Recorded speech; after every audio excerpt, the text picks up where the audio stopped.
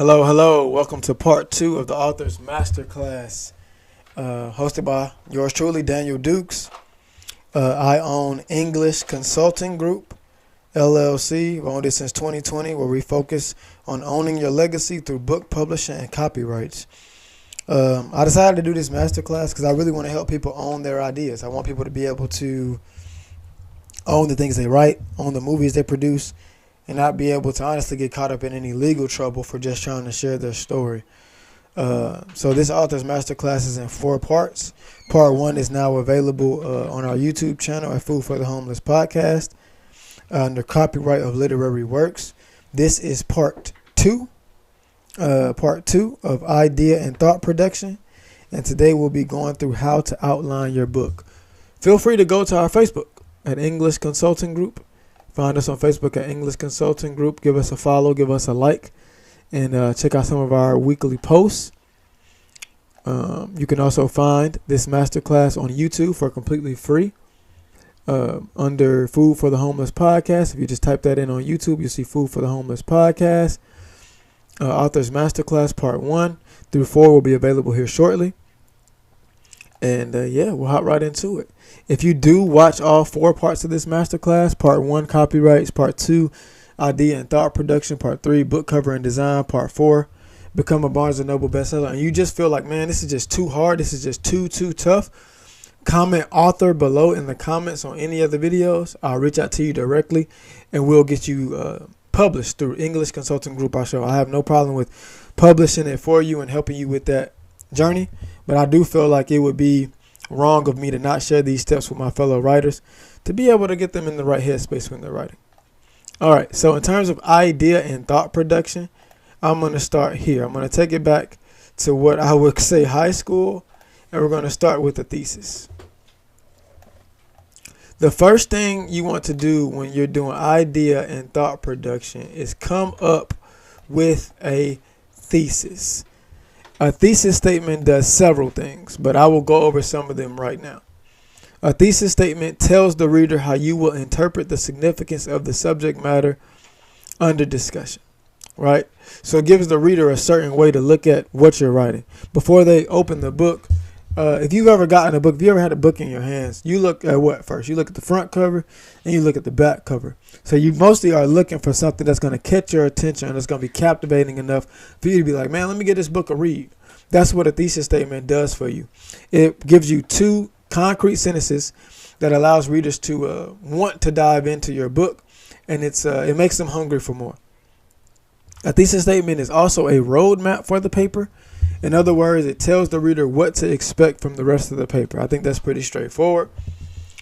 A thesis statement also directly answers the question asked of you. So a thesis is an interpretation of a question or subject, not the subject itself. The subject or topic of an essay might be World War II or Moby Dick. A thesis must then offer a way to understand the war on the novel. Now, if social media is probably the greatest example I can use for this. You can say one thing and it can be interpreted 100 different ways. If you look at a post or if you watch a video and then you go into the comments, you'll see several people saying different things, having opposing views, having different views. That's because everybody thinks differently and people come from different backgrounds. So with this thesis statement, you almost want to pick a subject and then you want to put your stance on that subject. And then the people that will align with it will align, the people that won't. But you'll be able to target your audience better if you do pick a side, and you'll be able to explain more about that side and how you found evidence, quote unquote, that supports your thesis. The last 2 points are makes a claim that others might dispute. Like I said, it's a disputable topic. Then it's also usually a single sentence near the beginning of your paper. Most often at the end of the first paragraph that presents your argument to the reader. The rest of the paper, the body of the essay, gathers and organizes evidence that will persuade the reader of the logic of your interpretation. Now, just from my point of view, I think a thesis should be 2 sentences. I'll tell you why later, and when we do the outline. But it should be 2 sentences that just start off and kind of give the reader an interpretation of how you feel about, even if it's nonfiction. If it's an autobiography, it tells you how you felt about your life and how you saw certain things. Other people in your family may have seen them differently. When people read it and they hear about the other characters in your book, they may see it differently. They may feel differently about it based on reading it or based on how they relate it to their own family. But it's up to you to put your stance on the table and allow people to take what they take from it. And that'll also allow you to go further in writing your book as well.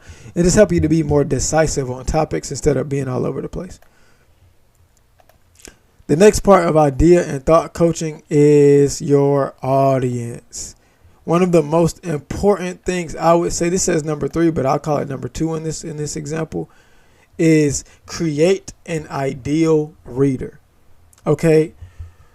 When you're writing this thesis, when you're thinking about writing this book, you cannot think solely of yourself. And I know that sounds crazy because most times people are writing a book about themselves. But I'll move myself over here. But you have to think about who you're writing the book for and how they're going to read it. And I know it's a little bit hard to get outside of ourselves, so I came up with some questions that may help you do that. So, how old is the person that's reading your book? Right? I've done anything from children's books to autobiographies to poems to short stories for older people. So, if it's a book for a children's book or a coloring book for somebody that's aged 6 to 10, that message will not be the same for somebody that's aged 45 to 50, right? The message will be different. The way it's presented will be different. The style of it, the simplicity of it will be different. And you have to think about how you're writing. The words you use have to be different. Like, you can't use certain words because people just won't understand it because of the reading level. So think about how old that person is. What do these people do for a living? What media do they read, watch, and listen to? Are they single, married, or cheating on their boyfriend? Did they go to college? Did they graduate? What was their major? You can't be explaining something about college that most people don't know. You have to be kind of generic in the way that you write things. You have to take yourself out of it so that way people can kind of understand and relate to you. Where do they live? How long have they lived there? What's their favorite color, favorite fruit? What are they struggling with? All of these are questions that you can do to kind of figure out what your target audience is. And the reason why this is super, super important, to be quite honest, is not only to help in the writing process, but it's also to help in the marketing process as well. When you write your book and when you're trying to get it out to people, when you're trying to get it to become a bestseller, when you're trying to get it to millions of people all over the world, it needs to be a message that multiple people can understand in different countries. Not a family member, not somebody that you know, but it needs to be people that you don't know that you're writing for. People that have never seen you, have never met you, but they can get an idea of where you're coming from and how you write and your take on certain things, and they can relate to that. So really get outside of yourself when you're writing this book and you're coming up with this audience, and use some of these questions to do so. So idea and thought production, right? That's the name of this author's masterclass part 2.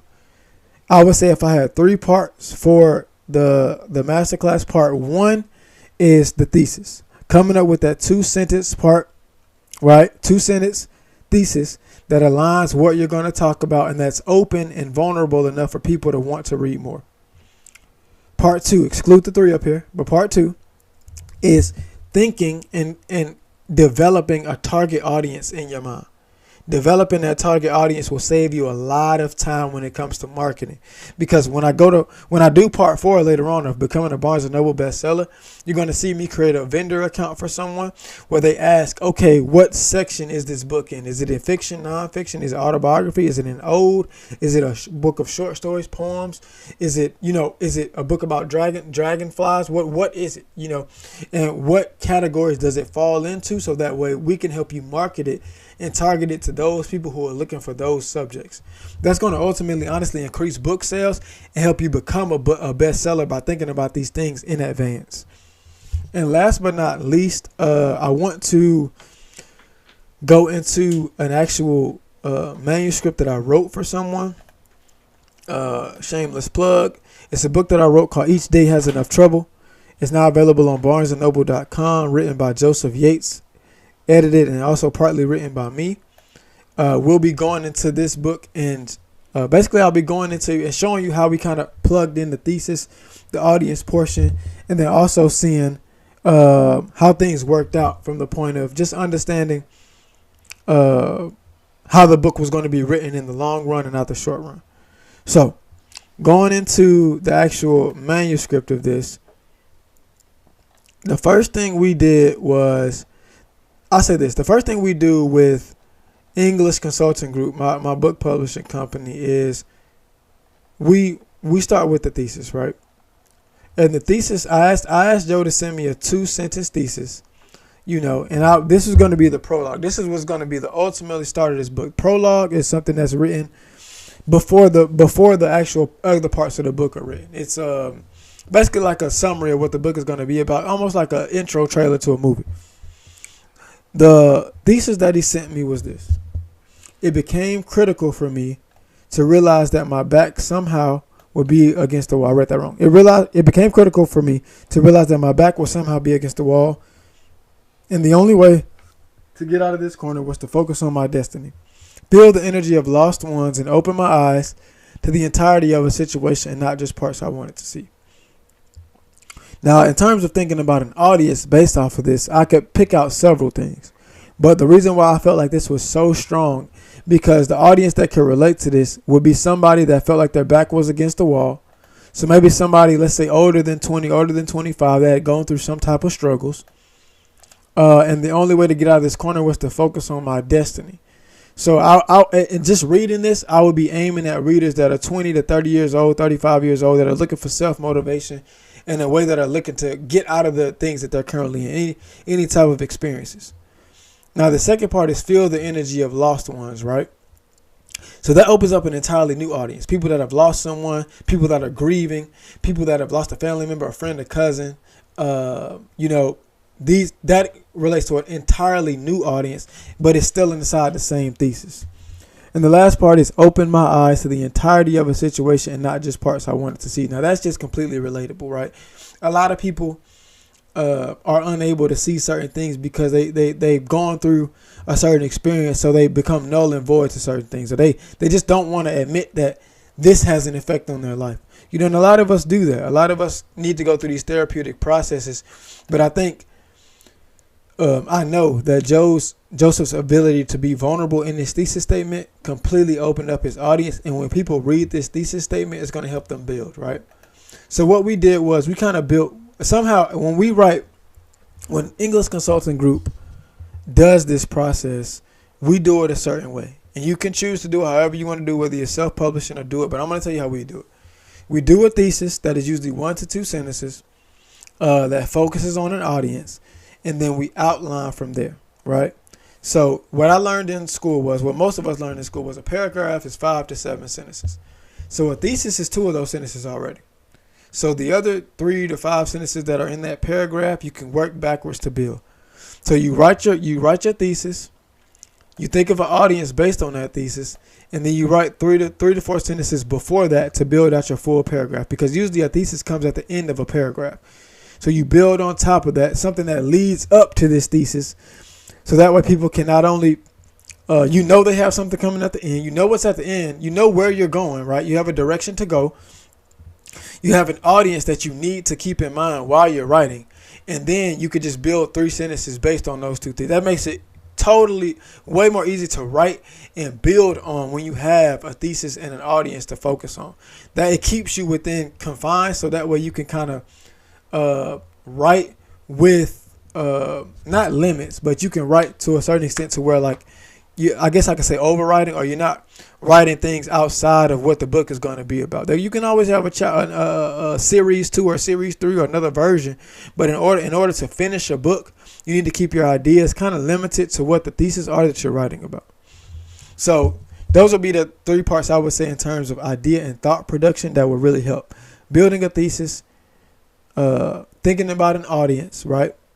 And then doing an outline that includes that 2-sentence thesis, and then an A, B, and C. So 3 sentences that align with that thesis, that you can list them out as A, B, and C. So 2-sentence thesis, A, sentence that relates to the thesis, B, sentence that relates to the thesis, C, another sentence. And then now you have basically 5 sentences that complete your paragraph. Now you're 1 paragraph closer to writing an entire book. And you continue to build on that. And I promise you, as you build a thesis, as you write, thoughts will start to pop into your head. Ideas will start to pop. But you have to have a starting point, so to speak, so that way you can build out chapters and turn it into a book. This will not, Rome wasn't built in a day, and neither are these books. So it takes time. Speaking of taking time, another big part of English Consulting Group is our 12-month coaching program that some people call a table of contents. So we build out, after you come up with that first thesis for your prologue and that first paragraph, as a book publisher, I immediately start asking you, hey, what would be some of the names of the chapters you would write out? Because for the next, let's say 8 to 12 months, we're going to be meeting either bi-weekly or monthly to try to develop on each one of these chapters. Hey, have you written a thesis for this chapter? Okay, what ideas have aligned with that thesis? What history can you bring to that thesis? What do you know that maybe no one else knows, that's only relatable to that you could think about, that may be relatable to other people, that you could add to this chapter, so that way you could continue to build these chapters out. Now, each chapter doesn't have to be written in order. Like, I think we wrote chapter 3 and 4 first, then chapter 7 next, and we organized as we went. But the main thing is to start to get chapters written. Try to get 8 to 12 names of chapters. And then after that, you can write theses attached to those chapters. And now you're building a book. Now you're building content that can go into this book, and you can start to organize it. But the point is just to set up an outline, so that way you can build on top of your you can write a thesis and an audience, build those out, build out your outline for let's just say the first paragraph of the prologue. Then you build out paragraphs on the prologue. And then after that, then you write out, let's say 8 to 12 chapter names, maybe 2 to 3 names of chapters. And then you start over. You start with each chapter: thesis, audience, outline for this paragraph in the chapter. Start over: thesis, audience, outline. You have to be consistent in this process for you to finish the book and continue to add. But I promise you, if you come up with that thesis, if you come up with that audience, and then you outline and you build and you write, even if you're not A, B, and C, or you're not bullet pointing on your documents, just be writing in that thought process, and in that way of producing thoughts will help you to build on top of your book. That way you're not writing aimlessly, or feels like, oh, this idea doesn't connect to this one. Oh, this is way out of context. That's okay. Keep building out, and they'll relate to. One day, you're going to have so many words written that you're going to go through and you're going to go back to your outline, right? You're going to say, oh, this sentence I wrote for chapter 8 better aligns with the outline I wrote for chapter 3. Let's move it here. Let's pick and choose where things should go to make the story make sense. But like I said before, you can use the thesis, audience, outline metric to just write out your ideas and thoughts. If that is too tough, perfectly fine. Visit us on Facebook.com at English Consulting Group. We'll be able to help you publish your book. I'm going to put a link to a form here where you can actually put your thesis statement here. If you go to English Consulting Group, you'll see a link here. It's actually a link to my store now, but I'm going to change that to a link to where you can put in your email, your thesis statement that you're thinking about, and I can help you build on that. And and then so if you want to kind of review what a thesis statement is exactly, review what audience questions you may want to relate to, and how to kind of break down your ABCs, this author's masterclass part 2 will be available on my podcast channel, A Food for the Homeless podcast, and you can see author's masterclass part 2 will be listed here shortly. So thank you for your time. I hope that was really clear. Feel free to email us at ecgqueries@gmail.com if you have any questions. Thank you. Have a great day.